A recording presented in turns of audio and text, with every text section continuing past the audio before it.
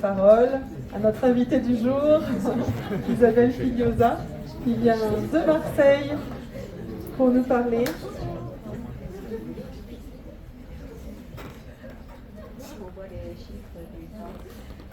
Il y a une maîtresse du temps, c'est moi. Hein?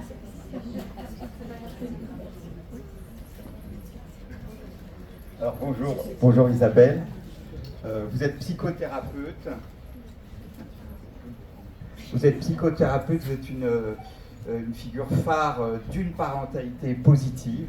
Voilà. Après une carrière en cabinet et la création de plusieurs écoles de formation, vous consacrez votre temps à informer les parents, les professionnels, les politiques des besoins des enfants. Vous avez été vice-présidente de la commission des 1000 premiers jours en 2019 et 2020. Puis vous accompagnez des maisons de 1000 jours pour fournir toujours davantage de ressources aux parents. Isabelle, vous êtes auteur de plus de 40 livres, dont notamment pas pareil pour les 10, les TDAH, alors, c'est moi qui n'arrive à pas le dire. Voilà, c'est un guide pour enfants de plus de 6 ans, donc je pense qu'on va pouvoir comprendre. Et je vous laisse la parole. Merci.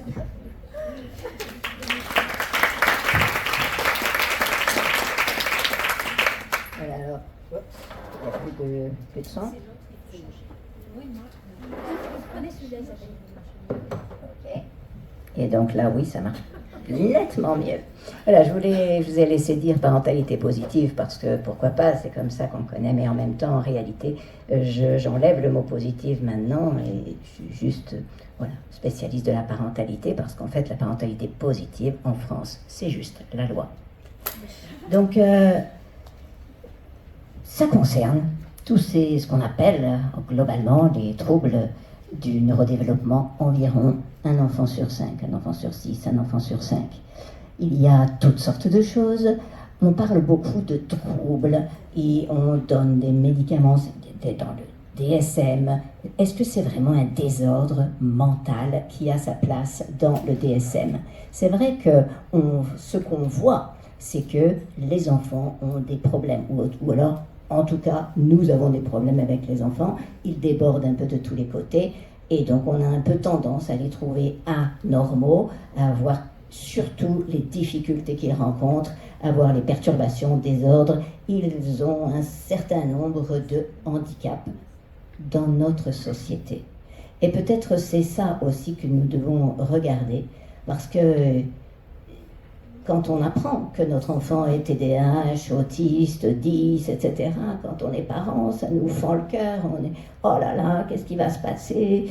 Qu'est-ce qui va se devenir ?» Et puis finalement, si on ouvre un petit peu les yeux, il y a une tripotée de dyslexiques qui sont super pertinents et qui ont bien changé le monde. Il y a des autistes qui sont tout à fait brillants et qui vivent des vies splendides et finalement grâce à eux, eh bien, nous avons la société que nous avons aujourd'hui. Des neurodivergents de manière générale, si on regarde un peu, vous regardez, mais vous voyez que tous les gens qui ont changé le monde, qui ont su penser en dehors de la boîte, ce sont des neurodivergents. Simone Biles, la plus grande gymnaste de l'histoire, elle est TDAH, diagnostiqué TDAH, parce qu'en fait, il y a les gens dont on suspecte qu'ils pourraient être diagnostiqués, puis aujourd'hui, on fait des vrais diagnostics. Et puis, Michael Phelps, le nageur. Alors, TDAH, c'est vrai que les gens bougent et tout, mais c'est pas seulement dans le corps. Les TDAH, ce sont ceux aussi qui savent penser en dehors et qui savent aller au-delà des cadres qu'on leur donne habituellement. Un spécialiste du TDAH disait c'est même pas qu'un TDAH il sait penser en dehors de la boîte, c'est qu'il sait même pas qu'il y a une boîte. Et finalement, on a besoin de gens comme ça dans notre société. Donc peut-être, alors aux États-Unis, il y a de plus en plus de gens qui arrêtent de dire que ce sont des troubles et qui commencent. Alors il y a par exemple VAST, c'est variable, un trait de stimulation, d'attention variable, c'est une attention différente, mais pas forcément un trouble de l'attention. Parce que certains enfants avec un TDAH vont avoir beaucoup de difficultés à maintenir leur attention, mais pas sur surtout sur certains trucs, ils sont extrêmement attentifs, et quelquefois c'est juste la capacité de flexibilité qui leur manque. Quelquefois c'est passer d'une tâche à l'autre, ou bien sur quoi je dois diriger mon attention.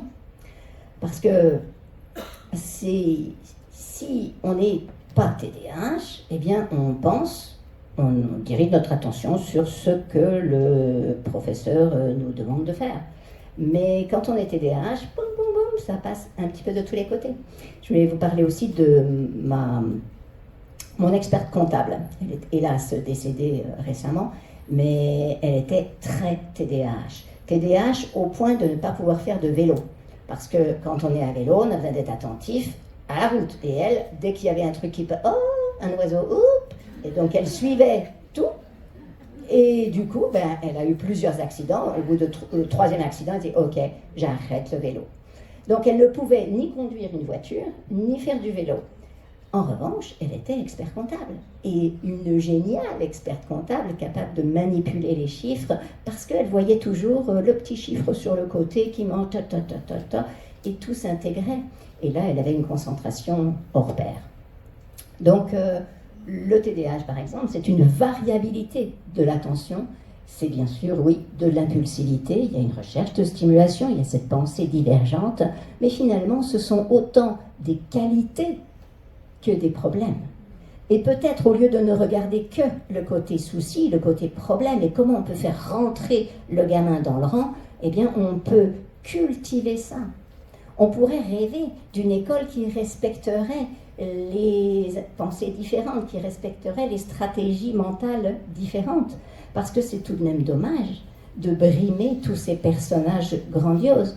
Quand vous avez vu la liste des dyslexiques, ils ont tous eu du mal à l'école. Il y a énormément de gens qui ont eu beaucoup de mal à l'école, mais qui ont super bien réussi après.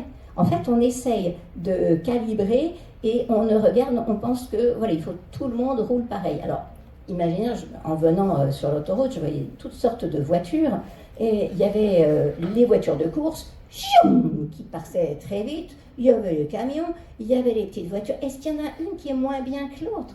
En fait, chacun va à son rythme et puis chacun a sa fonction, chacun a sa place. Mais évidemment, si je regarde seulement la moyenne et que je coupe sur les côtés et que je dis ceux-là ils sont trop lents, ceux-là ils sont trop rapides, ça va pas, finalement je sélectionne, mais en fonction de quoi ? Sur l'autoroute, c'est plus facile d'aller très vite. Évidemment, si c'est une toute petite route de campagne où on doit aller à 30 et que vous avez une Porsche, c'est bien plus dur. Mais finalement, chacun peut-être a sa place. Il y a une théorie, alors qui n'est pas très scientifique, mais bon, ça montre combien on a besoin pour différentes choses de talents différents. En réalité, il n'y a pas les troubles d'un côté et puis les pas troubles, mais il y a toute une vaste myriade de neurodiversité avec des spécialisations de chacun. Ça ne veut pas dire qu'il n'y a pas beaucoup d'enfants et d'adultes d'ailleurs qui souffrent, parce que on peut aussi avoir un certain nombre de souffrances, soit c'est lié à l'autisme, au TDAH ou à la dyslexie, soit ça n'est pas lié, mais c'est quelque chose qui va se surajouter. Il y a très souvent d'autres choses qui se passent, notamment quand on est TDAH ou autiste, on est très souvent rejeté, on va subir davantage de traumas. Vous vous rappelez cet article qui est paru, enfin peut-être pas d'ailleurs, donc j'efface le vous rappeler, vous n'avez pas besoin de vous rappeler, mais sachez qu'il y a un article est paru il y a, je crois, 3 ou 4 ans maintenant. Il a été publié par Fabienne Casalis, avec qui la neuroscientifique, avec qui j'ai écrit le petit livre Pareil, pas pareil, destiné aux enfants. Et elle a fait une étude sur les femmes autistes. Et elle montre que 99% des femmes autistes ont subi un viol. Eh bien oui, ça expose bien davantage. Donc, il y a la neurodiversité, et par rapport à cette neurodiversité, si on n'a pas le cadre correct, si on n'a pas l'accompagnement, si ça n'est pas reconnu, si on n'apprend pas à conduire notre voiture, notre cerveau si spécial, et bien souvent on va un peu dans le mur, on se cogne aux autres, etc. Et souvent on accumule des traumas. On a toutes sortes de préjugés.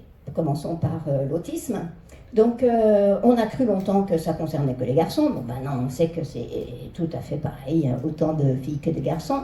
On a cru que les autistes n'avaient pas d'empathie, qu'ils ne regardent pas dans les yeux. C'est vrai pour quelques-uns. Pourquoi les autistes qui ne regardent pas dans les yeux ne regardent pas dans les yeux ? pour plusieurs raisons, mais une des raisons, c'est que lorsqu'ils regardent dans les yeux, ils ne peuvent plus se concentrer sur ce qu'on dit. Très souvent, ce qu'on méconnaît, c'est que l'autisme est souvent associé à... Quand on pense trouble du neurodéveloppement, on pense trouble mental. Mais le neurodéveloppement, le cerveau, il dirige beaucoup le corps. Et le cervelet est très impacté.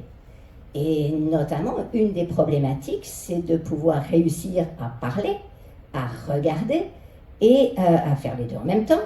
Et puis à avoir des gestes, toutes sortes de gestes. Quand on est neurotypique, on a à peu près notre corps à disposition. Mais un neuroatypique, ben pas toujours. Il y en a, ils ne maîtrisent pas. Et quand, par exemple, quand ils regardent, je me souviens, j'ai été tellement touchée quand un petit garçon, on lui a mis des prismes, un petit garçon autiste qui ne regardait jamais sa maman dans les yeux. Et donc, on lui a mis des prismes devant les yeux. Il a regardé sa mère, il a dit « Ah, t'as un visage entier !» Il n'avait jamais vu le visage entier de sa mère parce que sa vue ne pouvait lui faire voir qu'un morceau à la fois. Donc il voyait soit la bouche, soit l'œil, soit donc il se concentrait soit sur la bouche, soit sur ceci, soit sur cela, et c'était trop compliqué en fait. Quand on ne savait pas encore que c'était un problème visuel, on interprétait. On se disait, oui, c'est un problème relationnel, les autistes ne veulent pas rencontrer leur mère et compagnie, c'est parce que la mère est froide, on avait inventé toutes sortes de bêtises. Aujourd'hui, heureusement, on sait que ce n'est pas vrai, mais c'est intéressant de mesurer qu'il y a vraiment des atteintes physiques. Pas d'empathie. Dire qu'un autiste n'a pas d'empathie et diagnostiquer.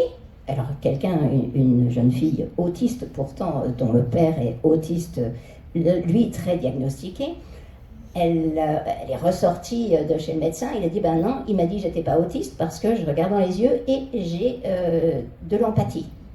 Mais en fait, aux États-Unis, tout le monde sait que les autistes ont en fait de l'hyper-empathie, ils sont souvent extrêmement empathiques. Ce qui leur manque, c'est une certaine forme d'empathie cognitive. C'est-à-dire, il y a l'empathie corporelle, émotionnelle, et l'empathie cognitive. Mais l'empathie cognitive, elle ne leur manque que quand ils rencontrent des neurotypiques. Et finalement, quand on est neurotypique, est-ce qu'on est capable d'une empathie, c'est-à-dire d'une théorie de l'esprit qui nous permet de savoir et de comprendre ce qui se passe dans la tête de l'autiste? Non. Donc en fait, le problème, c'est pas qu'il y a un défaut dans le cerveau. Le problème, c'est qu'on ne comprend pas l'autre espèce.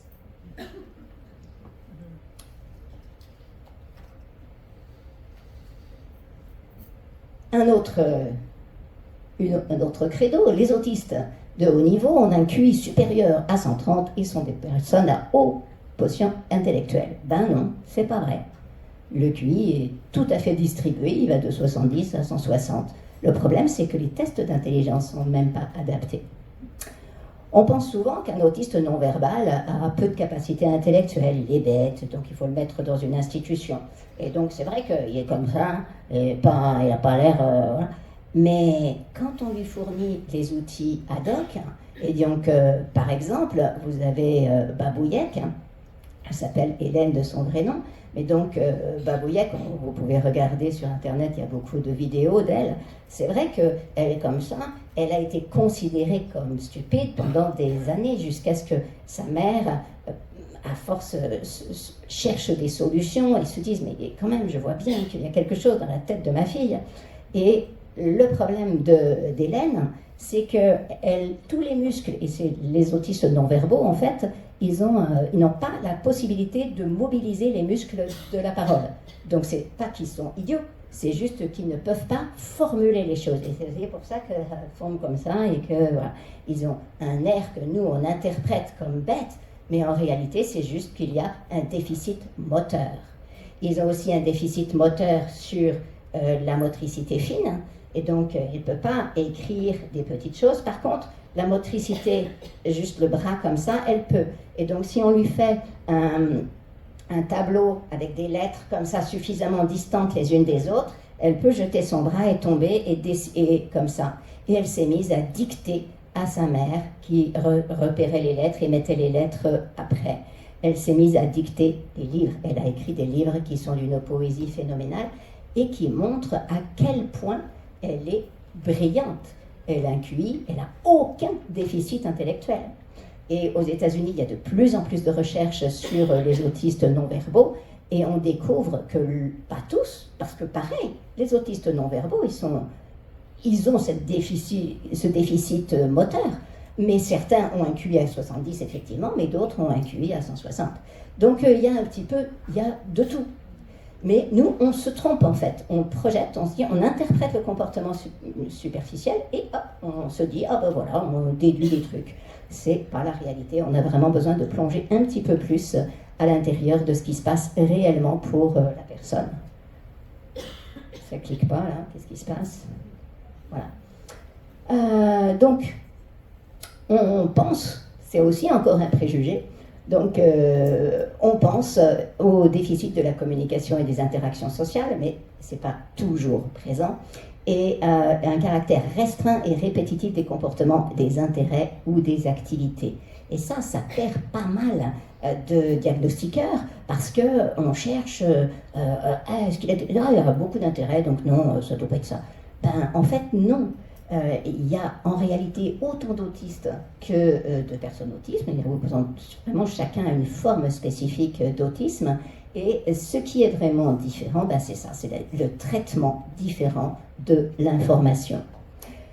Ce qui se passe pour à peu près tous les autistes, c'est une capacité de la reconnaissance des patterns, des structures. Ils identifient les structures mieux que les autres et donc ils vont voir comment les choses sont en relation les unes avec les autres. Mais ils sont aussi attentifs à l'hyperdétail.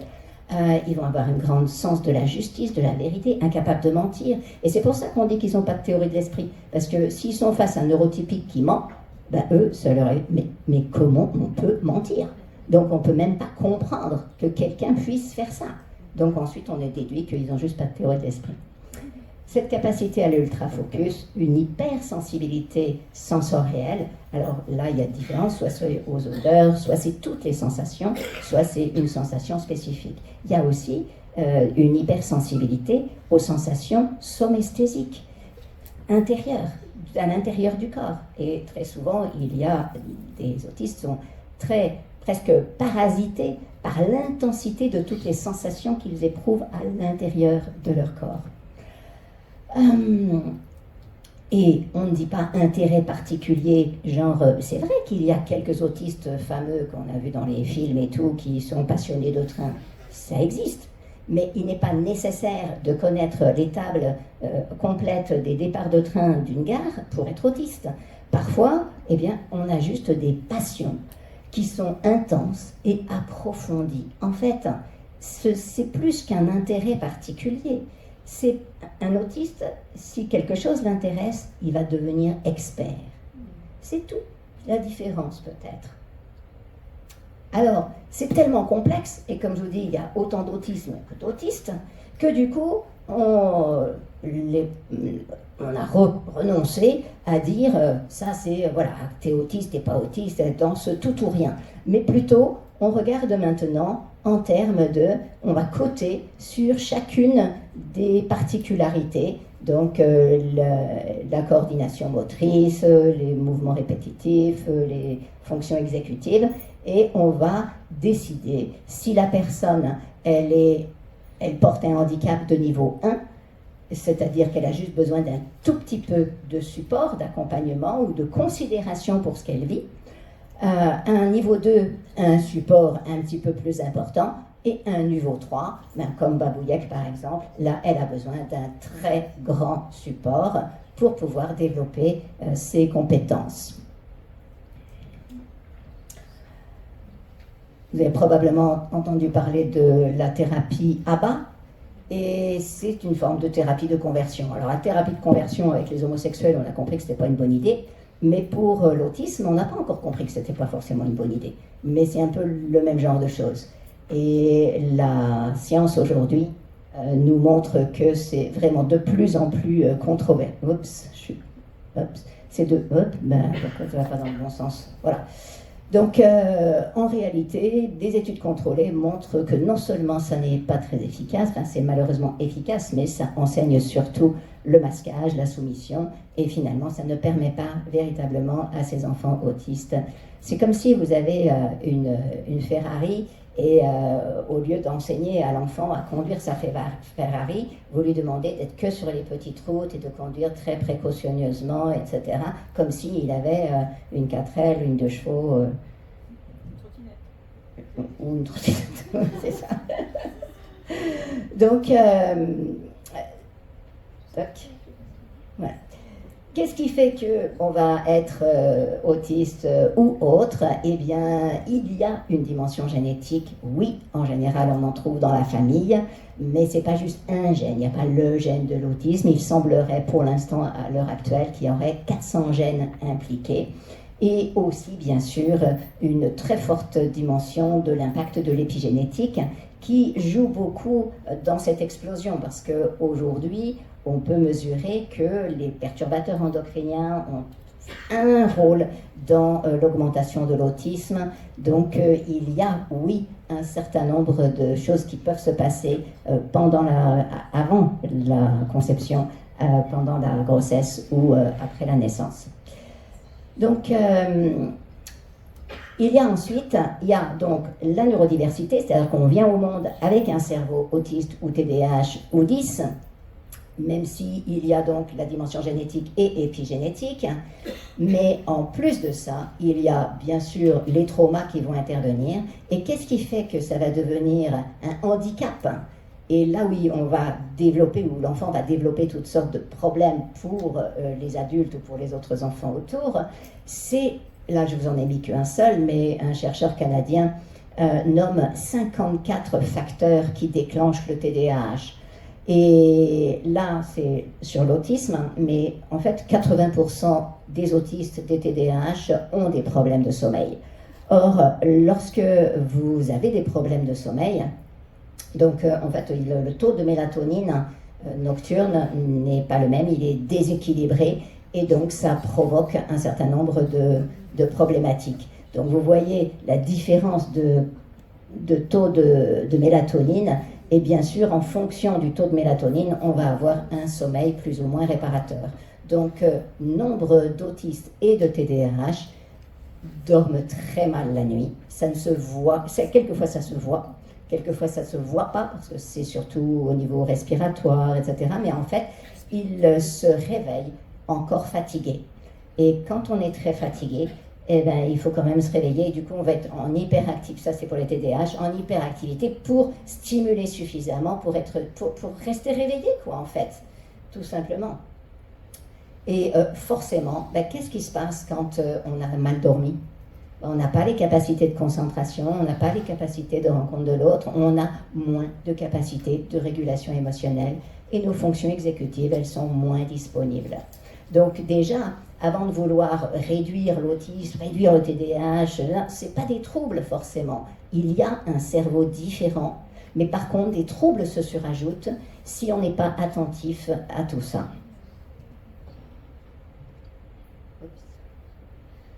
Voilà, 80% des individus pour autisme et TDAH.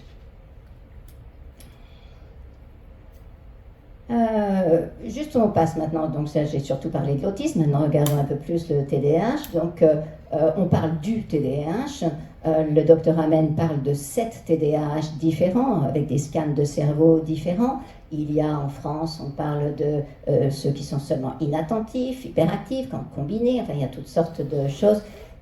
On cherche à mettre tout le monde un peu dans des boîtes, dans des étiquettes. C'est utile les étiquettes parce que grâce au diagnostic, on va avoir du support, on va avoir des autorisations, avoir un peu plus de temps, avoir quelqu'un, avoir le droit de se lever à l'école, etc. Donc ça nous donne des droits et pour ça c'est important, mais ne nous piégeons pas dedans. C'est vrai que le cerveau d'un TDAH, c'est pas tout à fait le cerveau d'un neurotypique et ça n'implique pas juste un truc, parce que souvent on dit il y a l'impulsivité et donc il y a un manque de cerveau préfrontal. Oui, mais pas seulement. Il y a toutes sortes de choses qui se passent dans le cerveau du TDAH. Voilà. Photo. Et pas seulement dans les neurones, mais aussi, donc ça c'est mon copain Joël Monzé qui parle de 50, je vous ai dit 54, c'est 52 facteurs environnementaux. Donc, il y a aussi les réseaux, hein, il y a les structures neuronales et puis les réseaux. Donc c'est intéressant de savoir que le réseau du mode par défaut des TDAH est particulièrement hyperactif, même au moment du repos. C'est-à-dire qu'en EEG, on voit que c'est déjà actif, alors qu'il n'y a pas d'activité qui est là.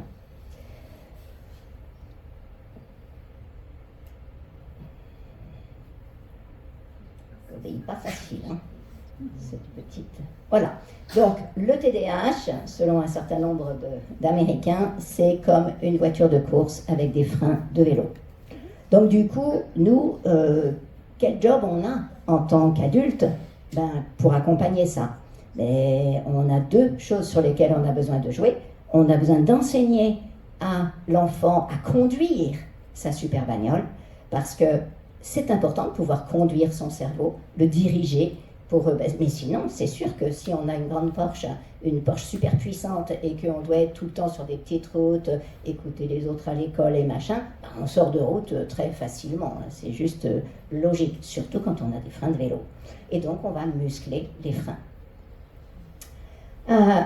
On pense beaucoup TDAH, là encore, en termes de dans le cerveau, comme si c'était mental, mais encore plus que l'autisme, peut-être, c'est vraiment quelque chose de très physique. Le TDAH est principalement un défaut de capacité de régulation de tous ces rythmes cérébraux qui devraient pouvoir se synchroniser. Donc, le tonus, comment je tiens mon corps, mon tonus musculaire, ma respiration, presque tous, enfin, nombreux sont ceux qui ont une respiration buccale, ce qui aggrave tous les problèmes. Problème de vigilance, problème de sommeil, les émotions, la posture, tous ces rythmes doivent se synchroniser. Et donc, les démarches efficaces pour accompagner un TDAH doivent prendre en compte toutes ces dimensions. Tenter quelque chose sur un enfant uniquement sur une dimension, c'est voué à l'échec.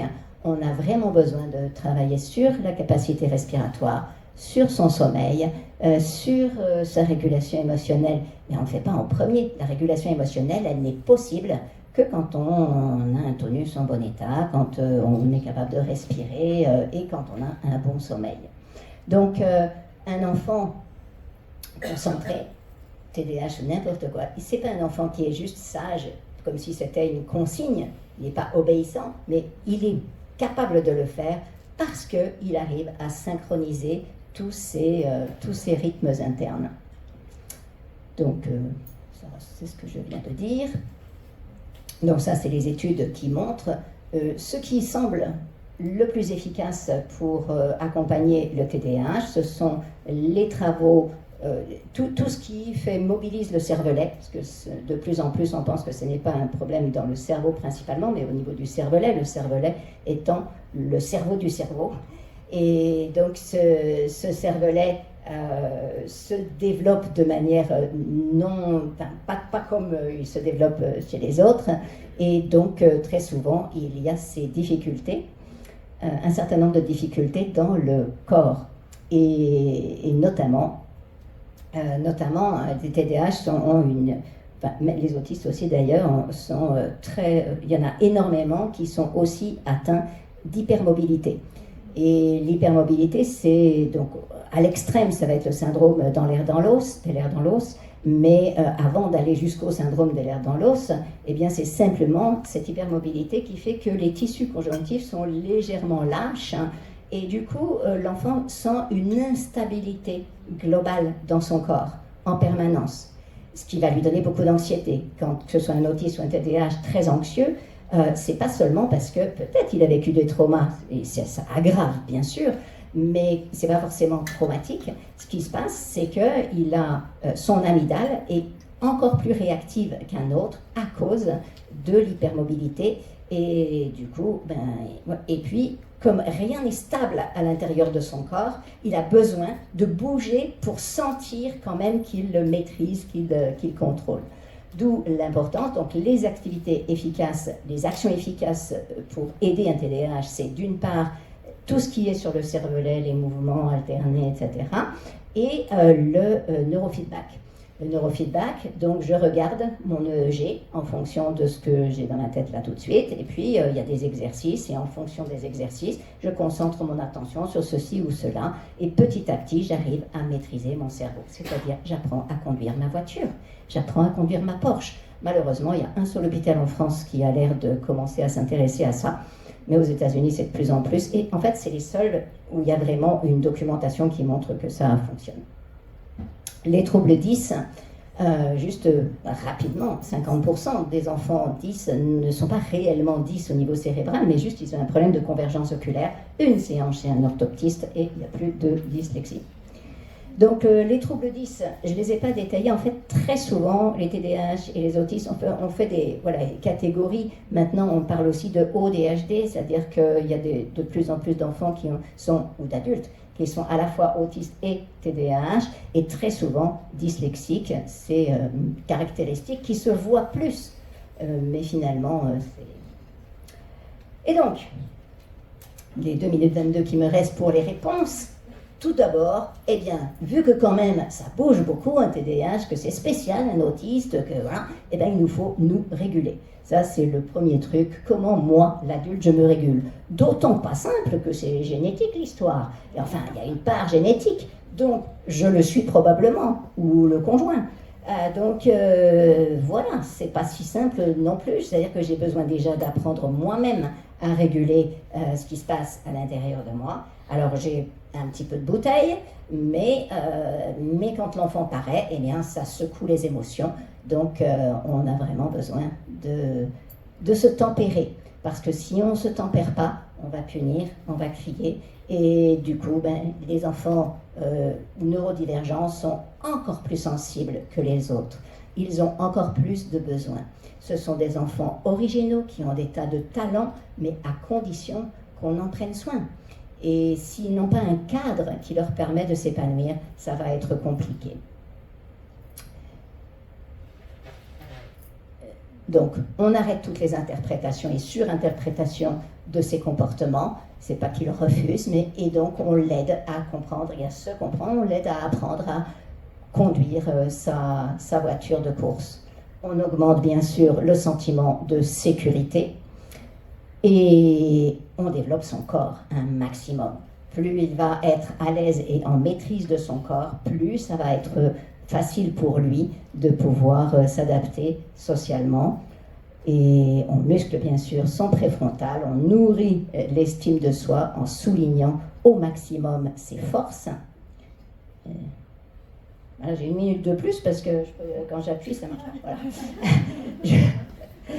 Voilà. On fait attention à l'environnement, qu'est-ce qui va déclencher les moments difficiles. On prend soin bien sûr de son corps, juste bien sûr sur la respiration, mais peut-être vous me poserez des questions dessus, donc ça me permettra d'en parler.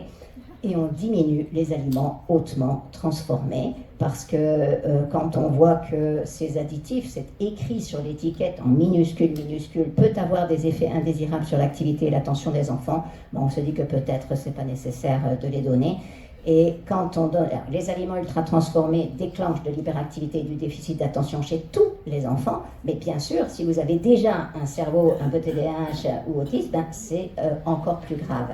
Et évidemment, on devient addict à ce qui nous pose problème, à ce qui va déclencher le plus de réactions. Et donc, il est possible que les autistes, les TDAH, foncent comme les ados, encore plus sur ces produits ultra transformés. Voilà, le microbiote, tchouk, je n'arrive pas à passer la diapo suivante. Vous passez la diapo suivante, elle passe pas. Voilà, donc globalement, pour être heureux, l'enfant a besoin de se sentir vivre, un corps en bon état, sentir qu'il a sa place, se sentir en sécurité et donc plus de jugement, plus aucune punition. Juste on accompagne, on lui enseigne à conduire de manière à ce qu'il puisse faire sa part, apporter sa part à notre société. Et merci.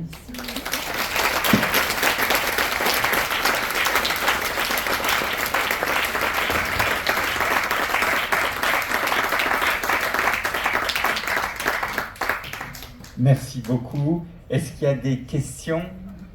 plein là-bas, hop. Attends, Pascal, attends. Ah, faut que j'attende. Ah. Il faut parler fort.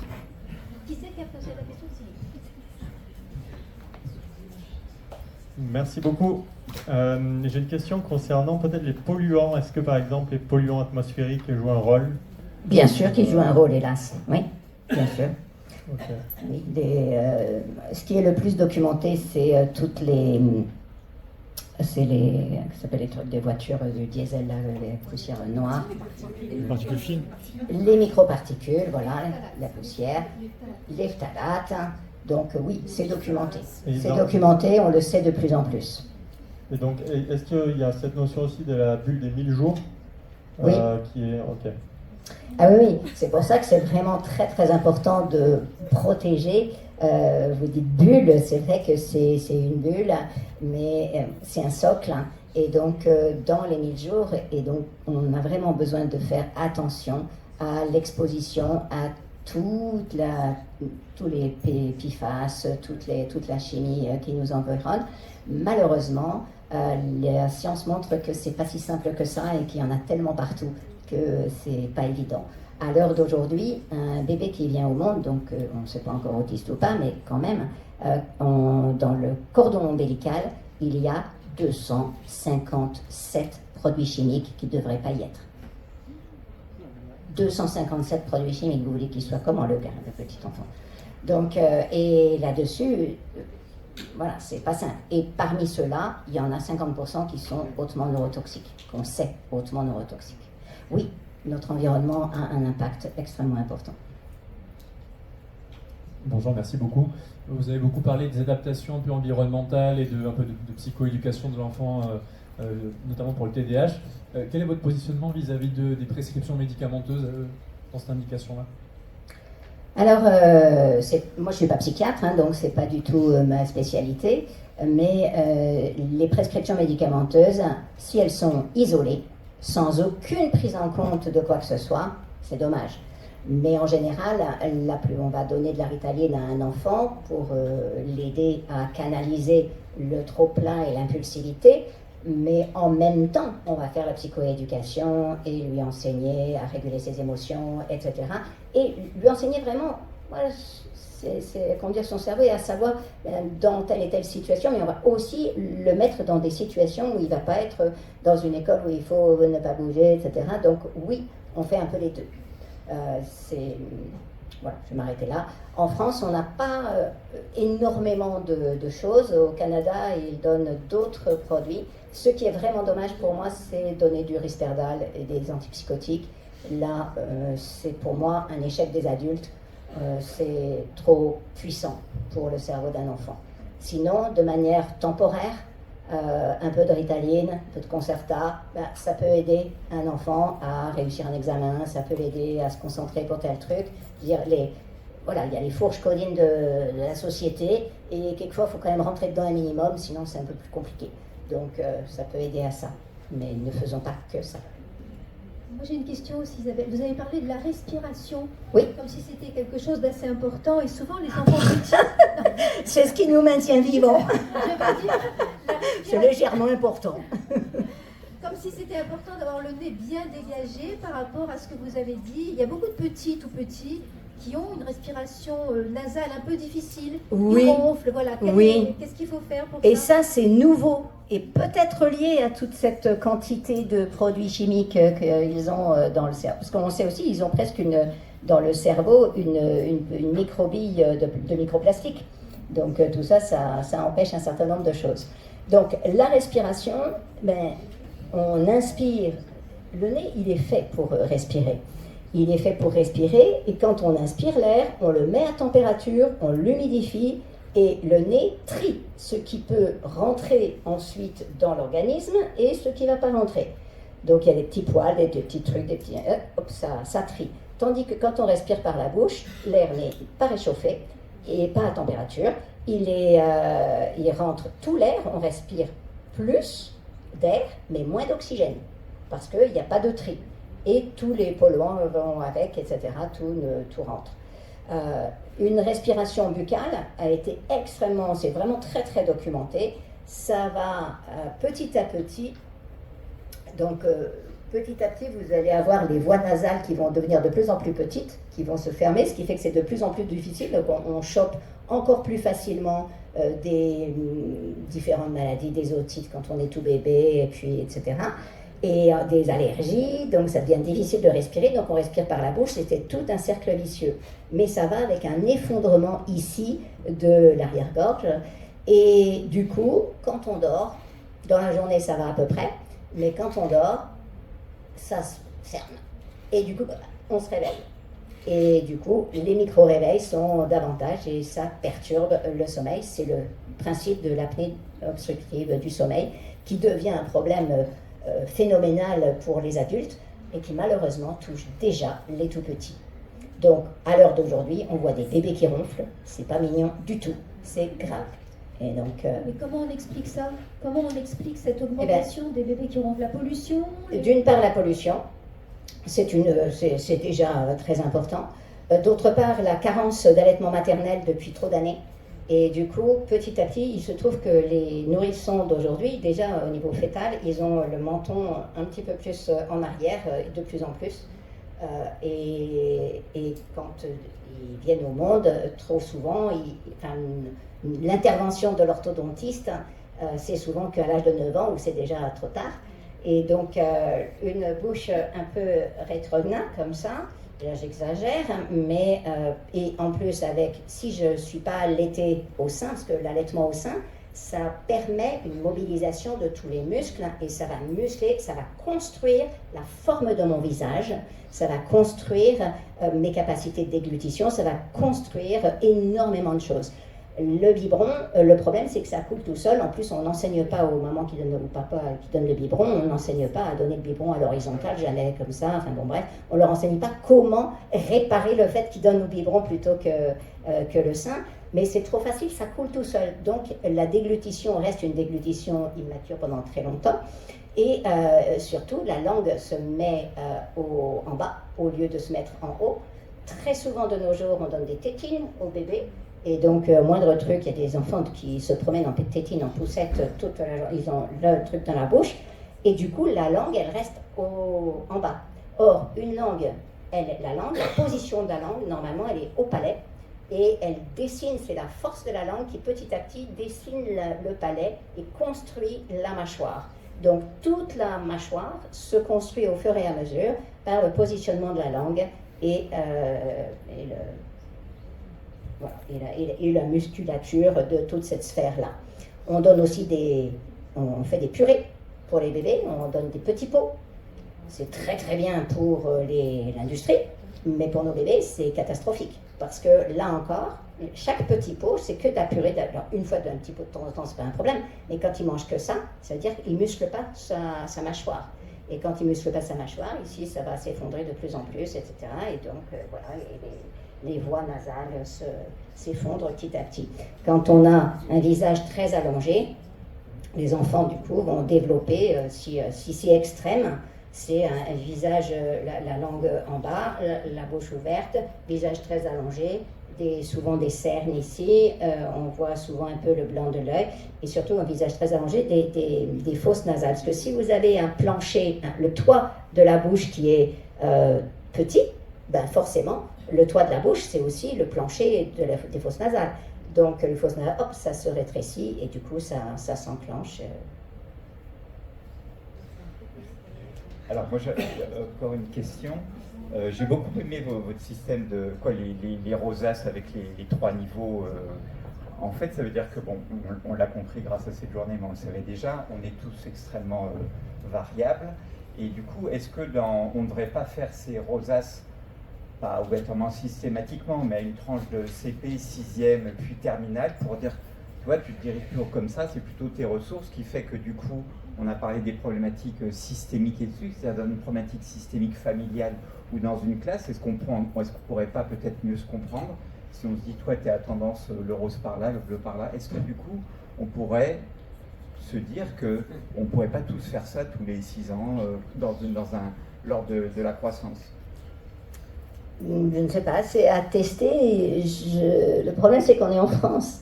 Donc, la plupart des enseignants français la plupart, il y a des gens géniaux, mais bon, la plupart, on est un peu formaté comme ça, on risque de mettre des étiquettes et de dire, ah ben celui-là, il est doué en maths, point. Mais en fait,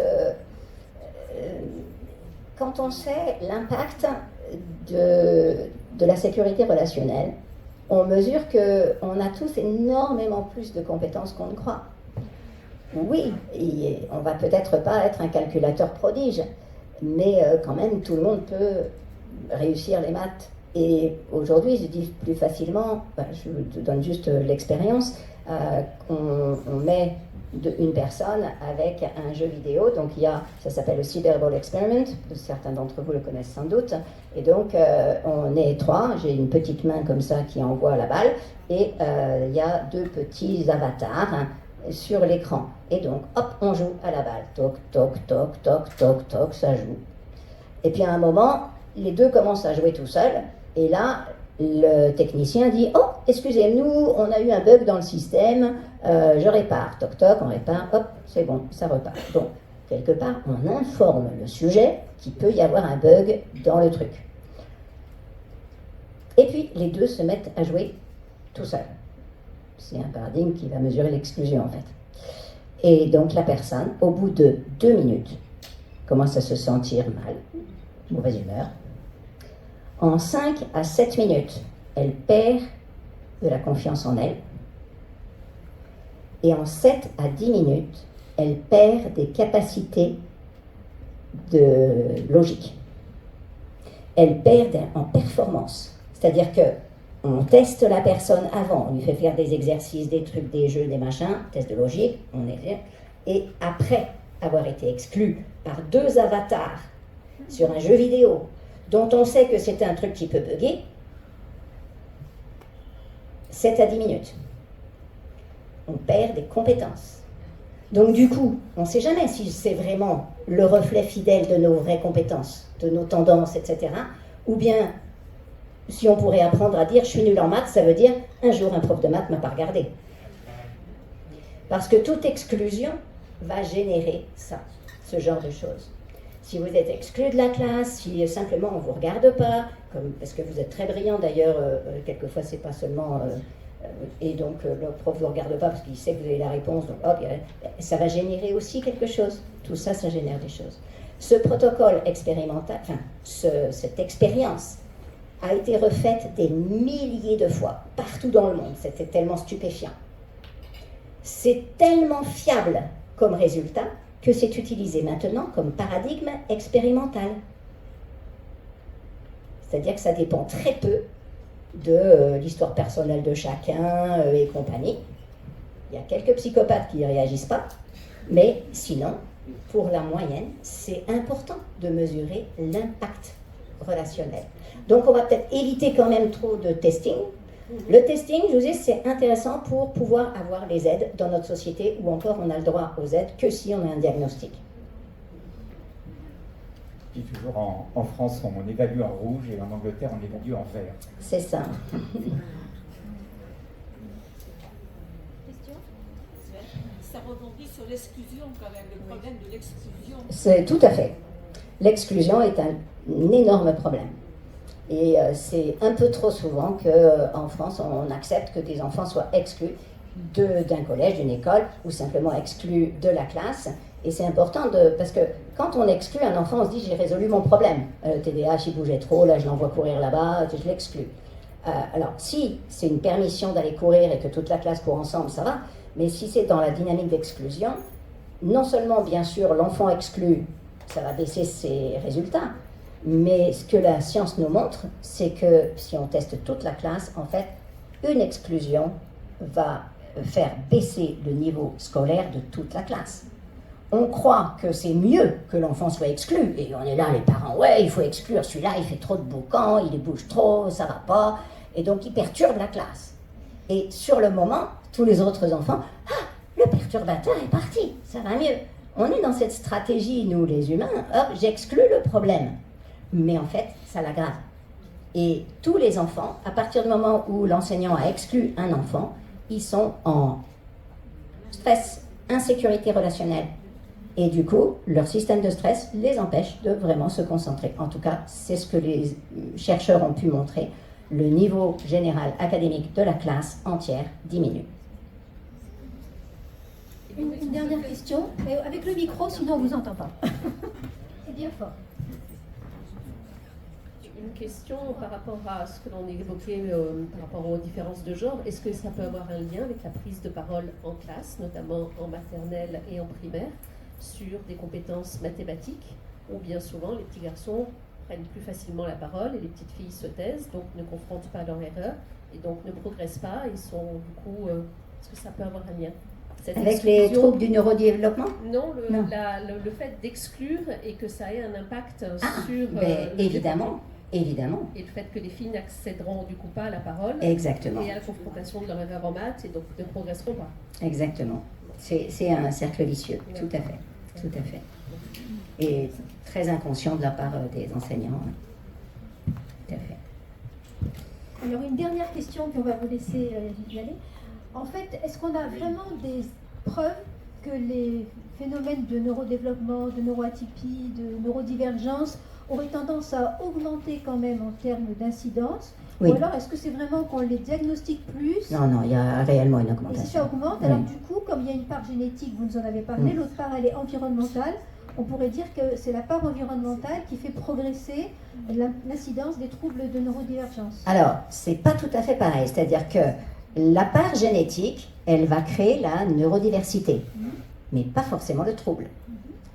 Enfin, si, quand c'est quand il n'y a pas la maîtrise de toute cette zone-là et que l'enfant du coup ne peut pas parler, il y a ça. Mais sinon, les perturbateurs endocriniens, les PFAS, les phtalates, enfin, tous ces produits chimiques et autres, tous ces facteurs environnementaux vont souvent aggraver et faire que du coup ça devient un trouble. Très bien. Voilà. Alors, je vous ai répondu, moi, clairement, il y a une augmentation. Vous allez aujourd'hui, les scientifiques, il y en a qui disent non, c'est que le meilleur diagnostic, et d'autres qui disent oui, il y a une augmentation. Mais bon, en regardant vraiment, il semble que ce soit plutôt parce que voilà, il semble qu'il y ait quand même une augmentation liée justement aux perturbateurs endocriniens, etc. Alors moi, je voulais revenir sur la sphère ORL et Oui. la respiration. Est-ce qu'on peut imaginer qu'une rééducation Oui. bien conduite Oui. pourrait mener à des résultats satisfaisants et que... Exactement. C'est le projet que je présente à l'ASE de Nice demain matin, demain après-midi. Parce que, oui, tout à fait. Et je crois que j'ai le livre dans mon sac.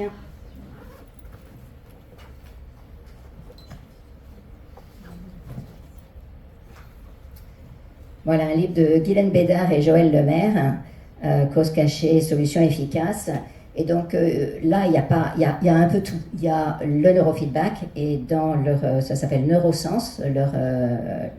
Ils sont moitié québécois, moitié français.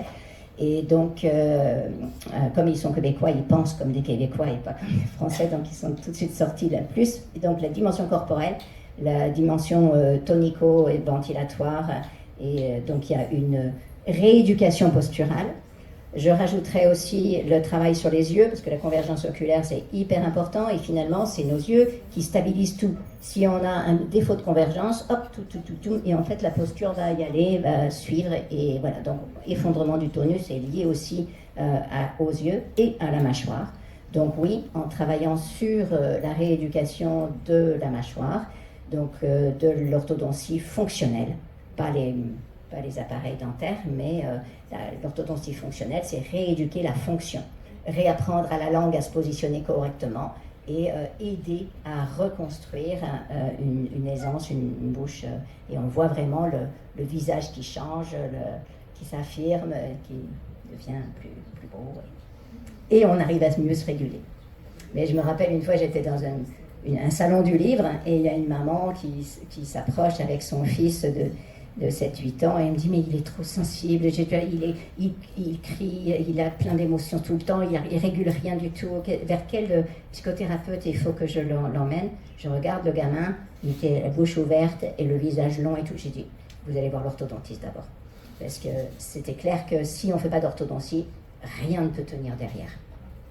on a un corps, quoi. On a besoin du corps pour réguler les émotions. Je suis psy, à la base.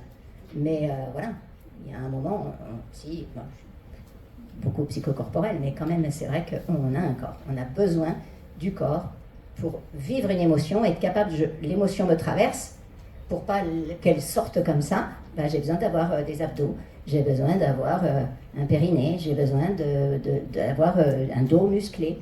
Si je suis suffisamment musclé, eh bien je peux, enfin avec un tonus musculaire, pas forcément musclé en force, mais un tonus suffisant, je peux réguler. Et une respiration. Écoutez, un immense merci à Isabelle Figueroa.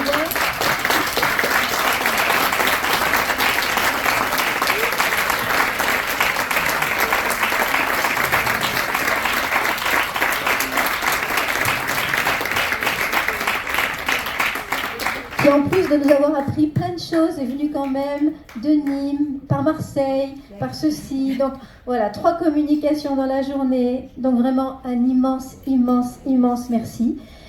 On va faire une petite pause, mais Isabelle l'a dit en finissant son discours, des choses très, bien sûr, passionnantes, mais qui font le lien avec ce qu'on va voir tout à l'heure. Une petite synthèse de la journée avec aussi cette notion de l'environnement sur notre santé globale et notre santé mentale. Donc on va faire un petit focus là-dessus avant de partir aux ateliers. Donc je vous propose 15 minutes de pause. On se retrouve ici et ensuite on fait une petite intervention globale sur l'environnement et ensuite on va aux ateliers. Voilà, à tout à l'heure.